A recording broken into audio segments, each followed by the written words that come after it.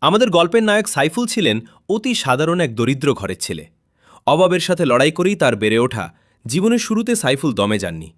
পরিবারের হাল ধরতে তিনি পাকা মিস্ত্রির কাজ শুরু করেন। তপ্ত রোদ আর কঠোর পরিশ্রম ছিল তার নিত্যদিনের সঙ্গী। কিন্তু তার চোখে ছিল অন্য এক স্বপ্ন। প্রযুক্তির প্রতি তার টান ছিল প্রবল। সেই জেদ থেকেই মিস্ত্রি কাজে জমানো টাকা দিয়ে তিনি গ্রামে ছোট্ট একটি মোবাইলের দোকান দেন। মিস্ত্রি থেকে এক লাফে দোকানদার। সাইফুলের এই উত্তরণ ছিল তার প্রথম বড় সাফল্য। জীবনের এই পর্যায়ে তার জীবনে আসে ভালোবাসা।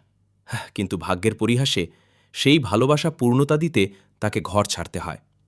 রিক্ত হাতে সাইফুল পাড়ি জমান সুদূর অরুণাচল প্রদেশে। পকেটে টাকা নেই, মাথার ওপর চেনা কোনো ছাদ নেই, ভাষাটাও অচেনা। তবুও তার মনে ছিল অটুট সাহস। সেখানে গিয়ে সাইফুল থেমে থাকেননি। ছোটখাটো কাজ থেকে শুরু করে ধীরে ধীরে নিজের দক্ষতা আর সততা দিয়ে তিনি মানুষের ভরসা অর্জন করেন। শূন্য থেকে শুরু করে আজ তিনি সেখানে একজন সাকসেসফুল মানুষ।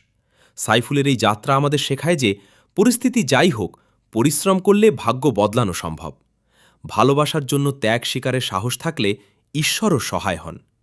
মানুষ যদি কাজ করতে লজ্জা না পায়, তবে পৃথিবীর যে কোনো প্রান্তেই সে সফল হতে পারে।